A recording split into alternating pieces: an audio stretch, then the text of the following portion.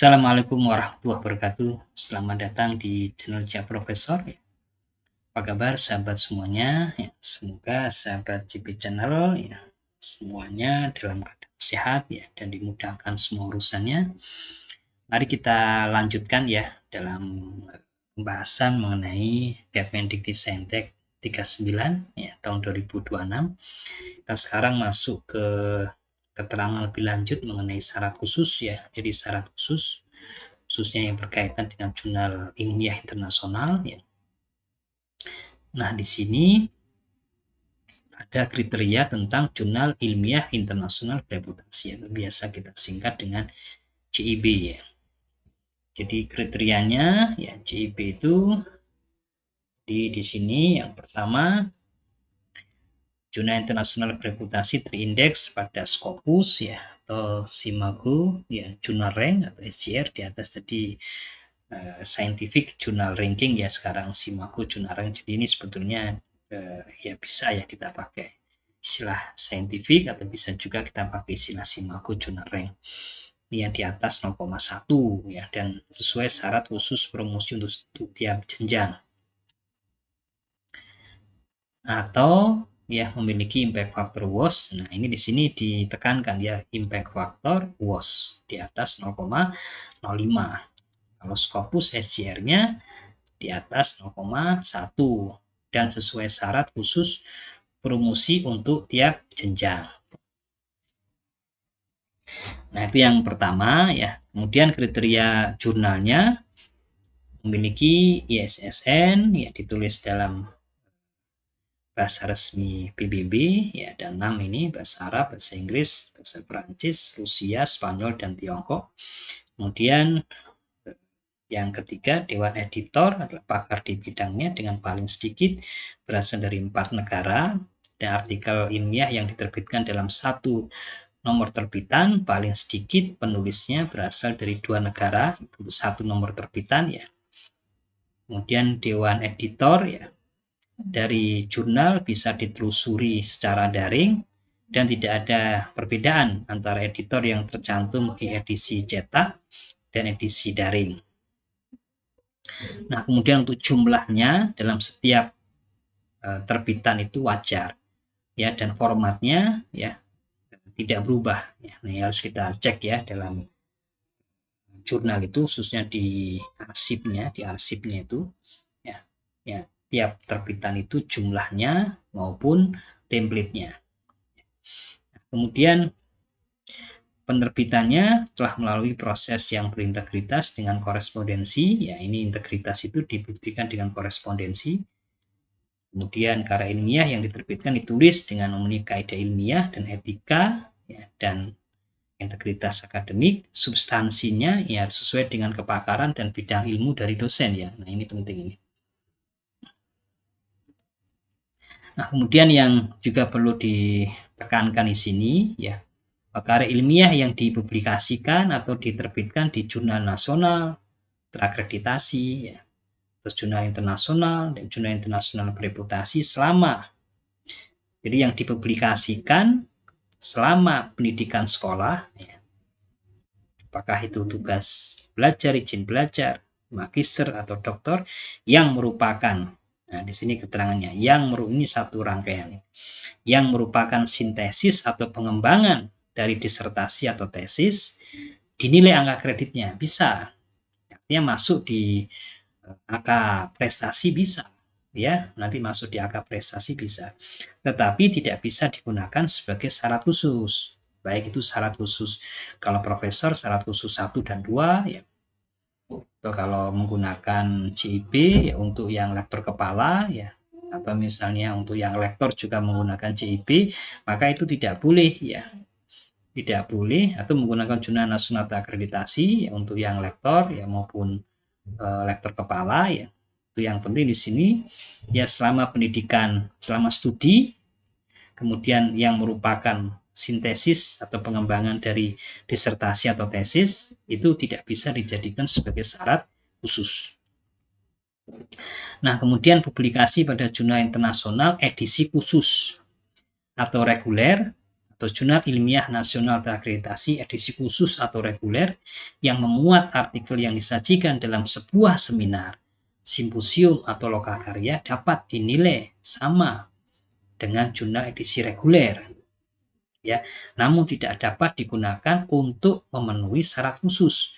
Publikasi ilmiah kenaikan jabatan akademik. Karya ilmiah yang diterbitkan pada edisi khusus tersebut harus diproses seperti pada penerbitan reguler dan memenuhi syarat-syarat karya ilmiah. Jadi di sini penjelasannya, kalau di kalimat pertama ini bisa dinilai sama dengan jurnal edisi reguler, ya, namun tidak bisa digunakan untuk memenuhi syarat khusus. Nah, jadi bisa dinilai angka kreditnya, maksudnya ya, dinilai angka kreditnya, tapi tidak bisa digunakan sebagai syarat khusus.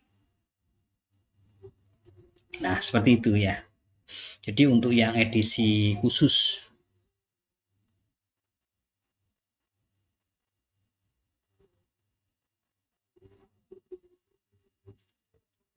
Nah, lengkapnya sebetulnya publikasi pada jurnal internasional edisi khusus atau reguler atau jurnal ilmiah nasional terakreditasi edisi khusus atau reguler yang memuat artikel yang disajikan dalam sebuah seminar atau simposium atau lokakarya bisa dinilai sama dengan jurnal edisi reguler. Kalau edisi reguler kan tanpa melalui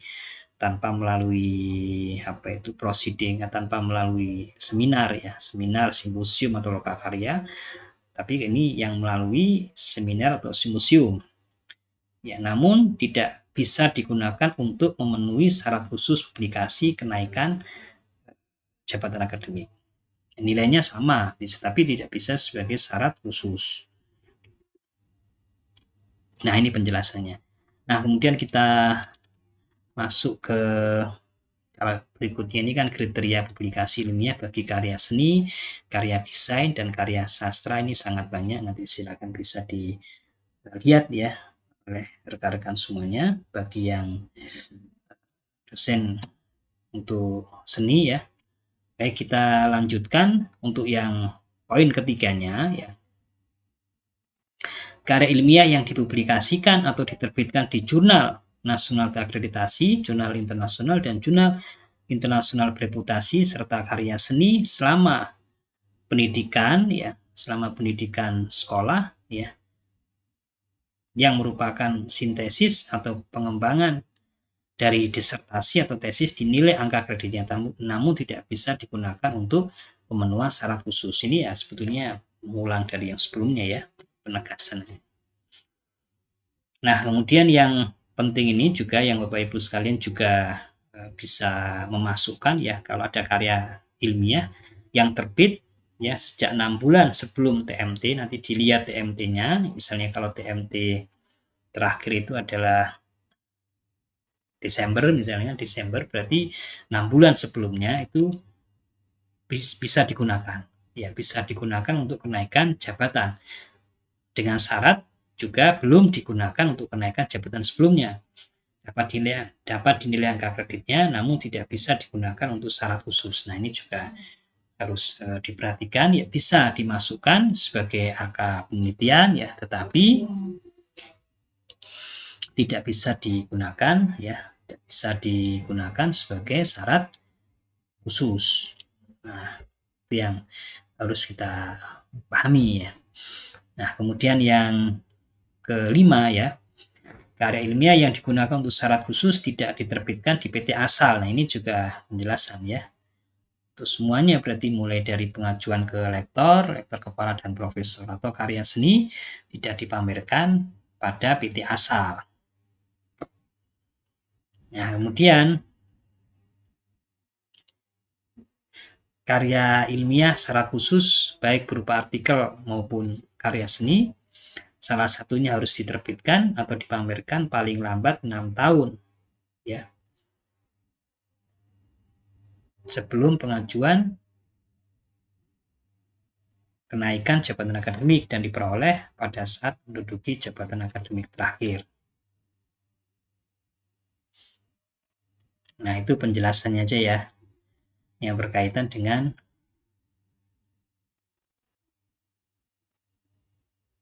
penjelasan yang berkaitan dengan syarat khusus ya. Jadi,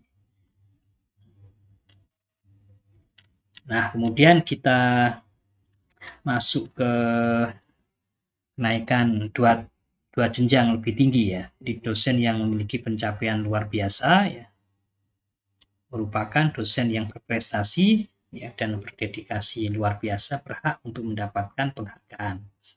Nah, di sini ya dosen berprestasi luar biasa itu dibuktikan dengan menghasilkan mahasiswa berprestasi akademik atau non-akademik di level internasional, ya, mengarang atau menyusun naskah buku yang diterbitkan oleh lembaga resmi, ya.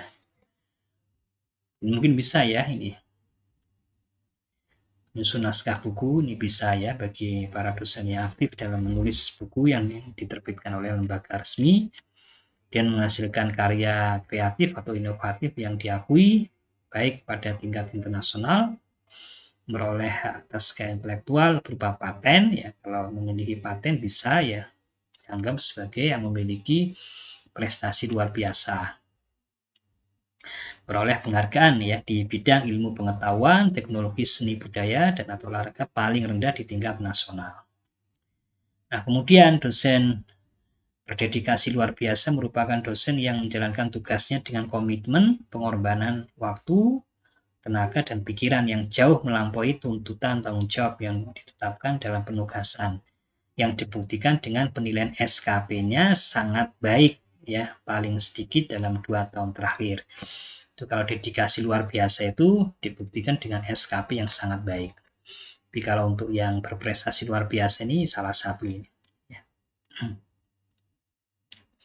Nah, kemudian naik 2 jenjang itu berarti dari AA ke lektor, kepala ya, atau dari lektor ke profesor. Dosen PNS bagaimana dimaksud pada angka 1 dan 2 pangkatnya dinaikkan secara bertahap, setingkat lebih tinggi sesuai dengan ketentuan peraturan perundang-undangan. Nah, kemudian kenaikan akademik dari AA ke lektor ini dapat dipertimbangkan apabila dosen menjalankan tugas dan kewajiban sebagai dosen dengan dedikasi yang luar biasa. Ya. Ini yang dibuktikan dengan tadi ya SKP-nya sangat baik ya. Menghasilkan capaian kinerja melampaui target yang ditetapkan, satuan pendidikan tinggi paling singkat ya tetap harus ada persyaratan ya 2 tahun di AA. Kemudian ijazahnya doktor terapan atau subspesialis. Nah, kemudian di sini ada syarat khusus karya ilmiah atau karya seni. Nanti di tabel 14. Memenuhi syarat kenaikan jabatan ke lektor kepala sebagaimana mengacu pada persyaratan kenaikan jabatan akademik dosen tetap. Nah, kemudian untuk kenaikan jabatan akademik dari lektor ke profesor, ya,